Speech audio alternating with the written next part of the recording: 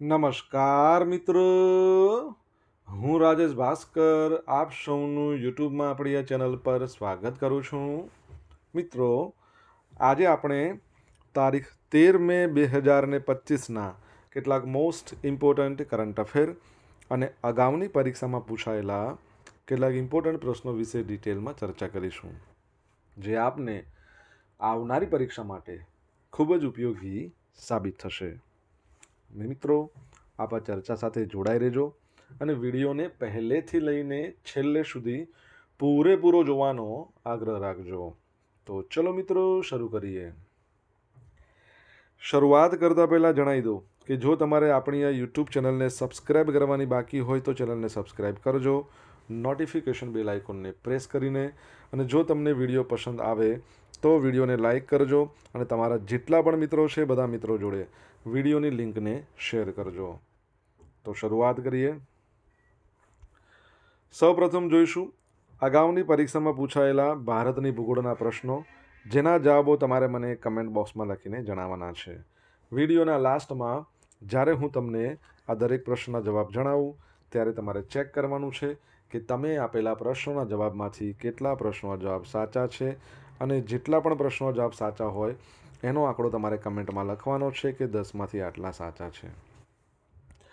Daily GK ટેસ્ટમાં આપણે રોજ 10 પ્રશ્નો પૂછીએ છીએ, જેમાંથી 5 પ્રશ્નો ભારતની ભૂગોળના હોય છે.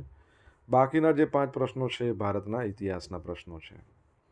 તો તમે તમારો આન્સર આપો નીચે કમેન્ટ બોક્સમાં, અને હું આજના કરંટ અફેરનો પ્રથમ પ્રશ્ન છે એની શરૂઆત કરું છું. પ્રથમ પ્રશ્ન છે કે મુખ્યમંત્રી દ્વારા સમગ્ર રાજ્યમાં શરૂ કરાયેલ મેદસ્વીતા મુક્ત ગુજરાત અભિયાન અંતર્ગત કઈ હોસ્પિટલ દ્વારા નવીન પહેલ હાથ ધરવામાં આવી છે? તો જવાબ આવશે અમદાવાદ સિવિલ હોસ્પિટલ દ્વારા. તો પ્રધાનમંત્રી નરેન્દ્ર મોદીના દેશમાંથી મેદસ્વીતા ઘટાડવાના જે સંકલ્પ છે એને સાર્થક કરવા માટે મુખ્યમંત્રી ભૂપેન્દ્રભાઈ પટેલે સમગ્ર રાજ્યમાં જે મેદસ્વીતા મુક્ત ગુજરાત અભિયાન આદરેલું છે એ અંતર્ગત અમદાવાદ સિવિલ હોસ્પિટલ દ્વારા એક નવીન પહેલ હાથ ધરવામાં આવેલી છે. મેદસ્વીતા ઘટાડવા માટે નોન કોમ્યુનિકેબલ ડિસીઝીસ છે એ ધરાવતા દર્દીઓ, જેને આપણે એનસીડીઝ કહીએ. એનસીડીઝ એટલે કેવા ખબર છે? જેમ કે હૃદયરોગ છે, ડાયાબિટીસ છે, બરાબર છે, મેદસ્વીતા છે, એને એનસીડી જ કહેવાય. તો આવા દર્દીઓ છે, પછી કુપોષિત બાળક, સગર્ભા અને ધાત્રી માતાઓ છે, એમના નિષ્ણાંત ડાયટિશિયન દ્વારા યોગ્ય આહારની માર્ગદર્શિકા, પોષણ કાઉન્સેલિંગ અને વ્યક્તિગત ડાયટ પ્લાન આપવામાં આવશે. આરોગ્ય મંત્રી ઋષિકેશભાઈ પટેલ છે, એમની સૂચનાને પગલે અમદાવાદ સિવિલ હોસ્પિટલમાં 1200 બેડ્સની હોસ્પિટલમાં ડાયટિશિયન ઓપીડી, જે રૂમ નંબર G025માં શરૂ કરવામાં આવી છે, દરરોજ સવારે 9થી 1, બપોરે 2થી 5 સુધી કાર્યરત રહેવાની છે. કેન્દ્રીય આરોગ્ય મંત્રી કોણ છે? ગુજરાતના આરોગ્ય મંત્રી તમને બધાને ખબર છે કે ઋષિકેશ પટેલ છે. કેન્દ્રમાં આરોગ્ય મંત્રી જેપી નડ્ડા છે. તમારા માટે પ્રશ્ન, વિશ્વ સ્વાસ્થ્ય દિવસ આપણે ક્યારે મનાવીએ છીએ? કમેન્ટ બોક્સમાં લખો જવાબ આવડતો હોય તો. તો ઓપીડીમાં મેદસ્વીતા ઘટાડવાના આશય સાથે એનસીડી ધરાવતા દર્દીઓ, કુપોષિત બાળક તથા ગર્ભવતી અને સ્તનપાન ધરાવતી સ્ત્રીઓને નિષ્ણાત ડાયટિશિયન દ્વારા યોગ્ય આહારની માર્ગદર્શિકા, પોષણ કાઉન્સેલિંગ, વ્યક્તિગત ડાયટ પ્લાન આપવામાં આવશે. પછી BMI, બોડી માસ ઇન્ડેક્સ, તમારી હાઇટ છે એ પ્રમાણે તમારું વજન કેટલો છે એ ઘટાડવા સંદર્ભે પણ યોગ્ય માર્ગદર્શન આપવામાં આવશે. ઓકે, યાદ રાખજો. આગળ વધીએ. દર વર્ષે international day of plant health ક્યારે મનાવવામાં આવે છે? તો જવાબ આવશે 12મી મે, એટલે ગઈકાલે આ દિવસ હતો. તો દર વર્ષે 12મી મેના રોજ આ દિવસ મનાવવામાં આવે છે, જેનો ઉદ્દેશ એવો છે કે છોડના સ્વાસ્થ્યનું રક્ષણ, ભૂખમરો સમાપ્ત કરવા, ગરીબી ઘટાડવા, જૈવ વિવિધતા, પર્યાવરણનું રક્ષણ કરવા, આર્થિક વિકાસને વેગ આપવામાં મદદરૂપ થાય છે, એના વિશે જાગૃતિ ફેલાવવાનું છે. શું કહ્યું?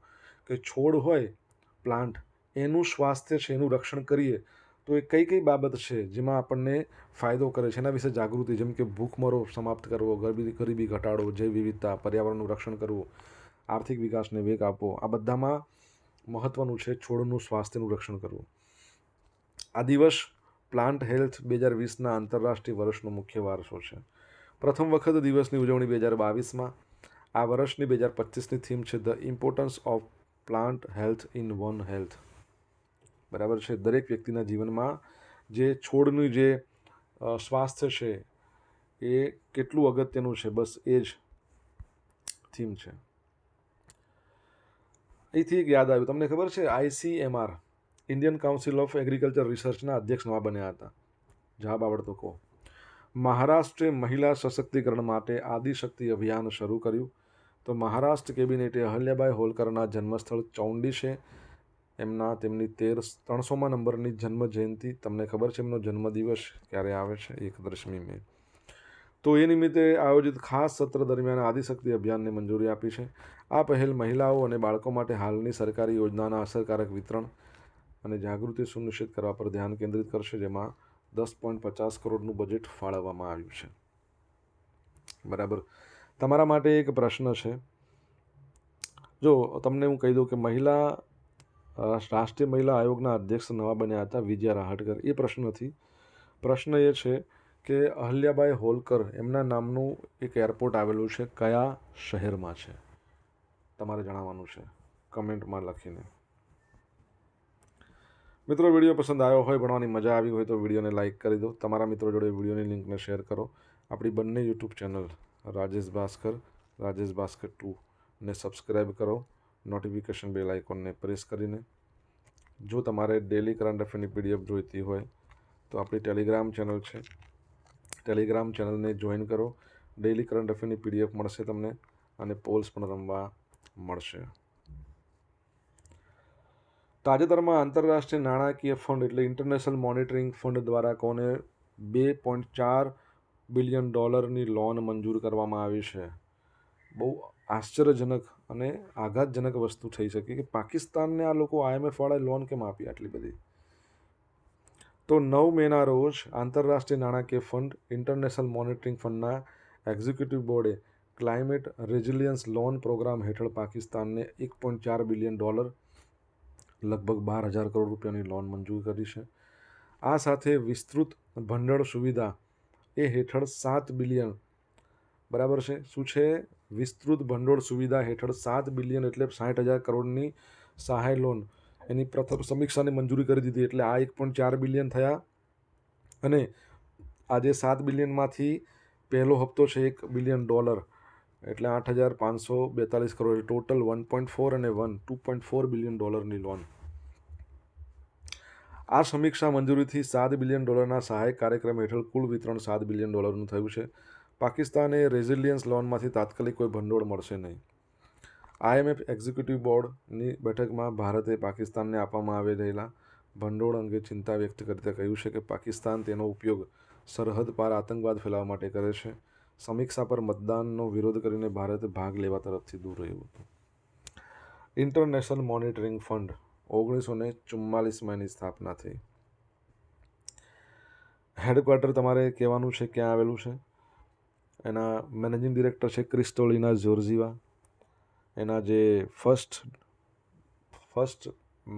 Deputy managing director Gita Gopinath છે. મુખ્ય અર્થશાસ્ત્રી છે પિયર્સ ઓલિવર. યાદ રાખજો, તમારે હેડક્વાર્ટર કહેવાનું છે ઇન્ટરનેશનલ મોનિટરિંગ ફંડનું ક્યાં આવેલું છે. અમેરિકાના રાષ્ટ્રપતિ ડોનાલ્ડ ટ્રમ્પે કયા દિવસને વિજય દિવસ તરીકે જાહેર કર્યો છે? તો 8મી મેને વિજય દિવસ જાહેર કર્યો છે. તમને ખ્યાલ હોય આની પહેલાં આપણે ભણ્યા હતા કે 2 એપ્રિલને પણ એક દિવસ ઘોષિત કર્યો હતો, લિબરેશન દિવસ, લિબરેશન ડે. તો ડોનાલ્ડ ટ્રમ્પે અમેરિકામાં 8મી મેને વિજય દિવસ જાહેર કર્યો. આ નિર્ણય બીજા વિશ્વયુદ્ધ દરમિયાન અમેરિકાની જીતની 80મી વર્ષગાંઠના અવસર પર છે. આ એલાન સાથે પ્રમુખ ટ્રમ્પ તમામ અમેરિકન લોકોને આ દિવસની શુભકામના પાઠવી બીજા વિશ્વયુદ્ધ દરમિયાન બલિદાન આપનાર લોકોને પણ યાદ કર્યા હતા. તમને ખબર છે ભારતની અંદર વિજય દિવસ આપણે ક્યારે મનાવીએ છીએ? કારગિલ વિજય દિવસ તમને કોઈ પૂછે તો એ 26 જુલાઈ આવે. મેં તમને પૂછ્યું છે ભારતમાં વિજય દિવસ ક્યારે મનાવીએ છીએ. આન્સર આવડતો હોય તો કમેન્ટ બોક્સમાં લખીને જણાવજો. વિજય દિવસ. અદાણી પાવર ઉત્તર પ્રદેશમાં નવો પાવર પ્લાન્ટ બનાવશે. તો અદાણી પાવરને ઉત્તર પ્રદેશમાં 1500 મેગાવોટ વીજળી સપ્લાય કરવાનો કોન્ટ્રાક્ટ મળ્યો છે. આ માટે કંપની યુપીમાં નવા ultra super critical power plant બનાવશે.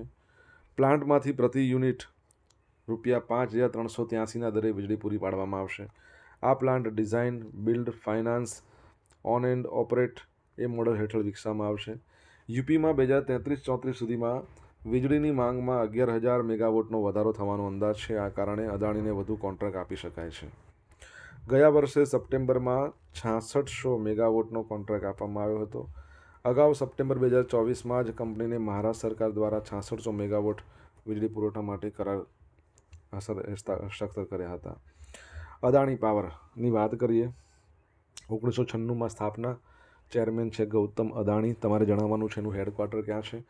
ઉત્તર પ્રદેશની વાત કરીએ, એનું કેપિટલ લખનઉ છે, જેને નવાબોની નગરી કહેવાય છે. ભારતમાં પ્રથમ AI સિટી લખનઉમાં સ્થાપવામાં આવશે. ભારતમાં પ્રથમ નાઇટ સફારી લખનઉ કુકરેલ જંગલ વિસ્તારમાં. ભારતમાં પ્રથમ હેલ્થ ATM લખનઉના રેલવે સ્ટેશન ઉપર. અને એના CM યોગી આદિત્યનાથ છે. ગવર્નર તમને બધાને ખબર જ છે, આનંદીબેન પટેલ, જેઓ આપણા ગુજરાતના પ્રથમ મહિલા મુખ્યમંત્રી હતા. સોશિયલ મીડિયાના માધ્યમથી તમે મારી જોડે કનેક્ટ રહી શકો છો. મારું ઇન્સ્ટા ID છે rajesh.i.bhaskar.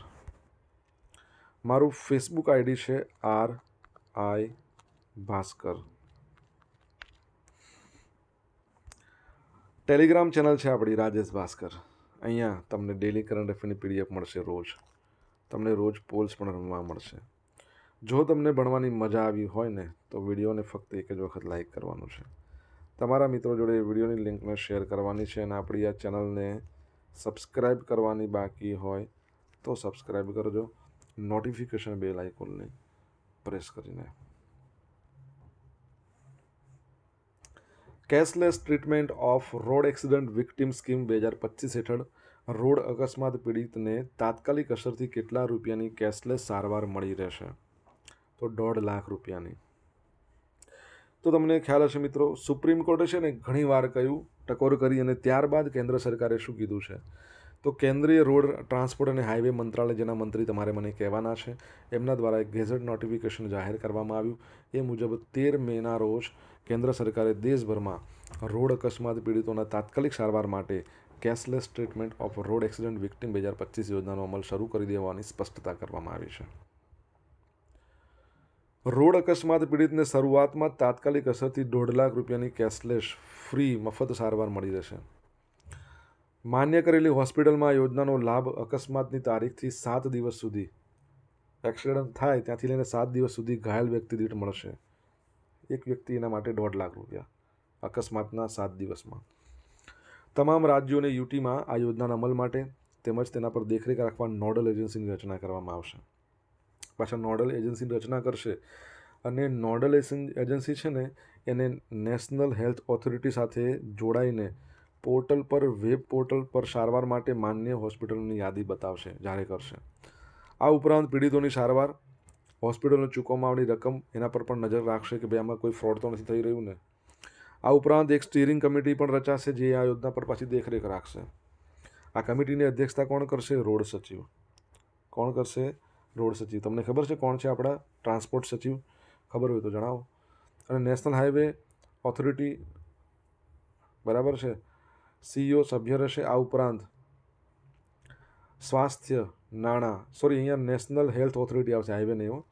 સ્વાસ્થ્ય, નાણાં, ગૃહ, રોડ, પર્યટન, હાઈવે મંત્રાલયના સચિવોને પણ આમાં સામેલ કરવામાં આવશે. યાદ રાખજો. આગળ વધીએ છીએ. ગુજરાતમાં વાહન વ્યવહાર મંત્રી છે હર્ષ સંઘવી. અર્નાગ્ય પંચાવટકર, એમણે શું કર્યું કે બુડોકન ઇન્ટરનેશનલ કરાટે ચેમ્પિયનશિપમાં ગોલ્ડ લાવ્યા. તો અનાર્ગ્ય પંચાવટકર છે, એમણે દુબઈમાં યોજાયેલી, ખ્યાલ છે ને, દુબઈની અંદર આપણા ભારતમાંથી એક સંસ્થા છે જે પોતાનું કેમ્પસ સ્થાપશે એવી આપણે ભણ્યા હતા. યાદ છે કઈ સંસ્થા? તો દુબઈમાં રમાયેલ 11મા નંબરની બુડોકન ઇન્ટરનેશનલ કરાટે ચેમ્પિયનશિપમાં સુવર્ણ, ગોલ્ડ લાવ્યા છે. હરિયાણાના ગુરુગ્રામમાં અનાર્ગેએ કુમાઇટ કેટેગરીમાં ટોચનું સ્થાન મેળવ્યું છે. આ સ્પર્ધામાં 17 દેશોના 900થી વધુ ખેલાડીઓએ ભાગ લીધો હતો. બરાબર છે, આ યાદ રાખજો. ઓકે, આગળ વધીએ.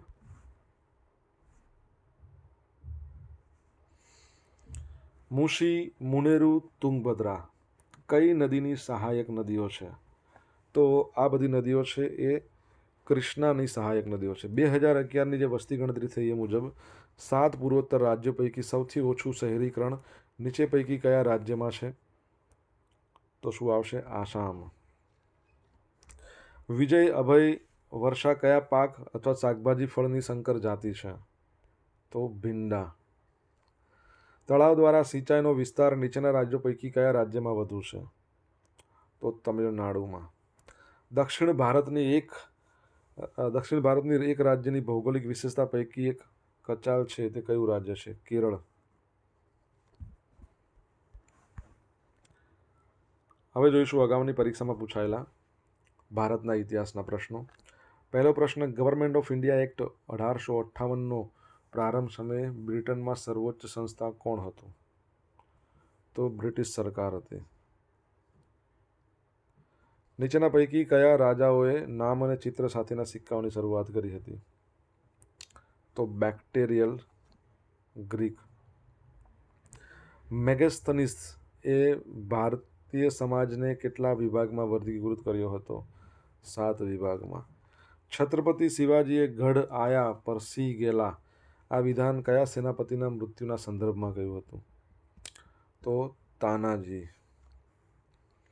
નીચેના પૈકી કોણે પોતાના રાજ્યનો દક્ષિણ પૂર્વ એશિયા સુધીનો વિસ્તાર કર્યો હતો? તો રાજેન્દ્ર ચોલા એક. બરાબર છે, રાજેન્દ્ર ચોલા એક. હવે મિત્રો જોઈશું ગઈકાલે પૂછેલા પ્રશ્નનો જવાબ. પહેલો પ્રશ્ન, તાજેતરમાં કોના દ્વારા એમ ફોર નેચર નામની એક નવી પહેલ શરૂ કરવામાં આવી છે? તો ફૂડ એગ્રીકલ્ચર ઓર્ગેનાઇઝેશન, જેનું હેડક્વાર્ટર ઇટાલીના રોમમાં છે. ક્યુ ડોંગ્યુ એના અધ્યક્ષ છે. 1945માં એની સ્થાપના થઈ. એનું હેડક્વાર્ટર પરીક્ષામાં પૂછાય છે. સેકન્ડ પ્રશ્ન, કયા દેશ દ્વારા ડાન્સ ઓફ ધ હિલરી નામનો ખતરનાક વાયરસ એક ફાઇલમાં મૂકીને સોશિયલ મીડિયા પર ફેલાવવામાં આવી રહ્યો છે? તો કોણ કરે આવું બધું કામ? નાપાક કામ. બરાબર છે, પાકિસ્તાન. હવે મિત્રો આજે પૂછેલા પ્રશ્નનો જવાબ જોઈ લઈએ. પહેલો પ્રશ્ન હતો, કેન્દ્રીય આરોગ્ય મંત્રી, એ તો તમને મેં જવાબ જણાવી દીધો ને, જેપી નડ્ડા છે. હા. વિશ્વ સ્વાસ્થ્ય દિવસ ક્યારે મનાવવામાં આવે છે? 7 એપ્રિલ. કેમ 7 એપ્રિલ?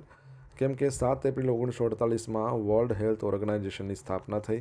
એના જે હાલના અધ્યક્ષ છે ટેડ્રોસ અધનોમ, અને એનું જે હેડક્વાર્ટર છે એ જીનીવા, સ્વિટ્ઝરલેન્ડમાં આવેલું છે.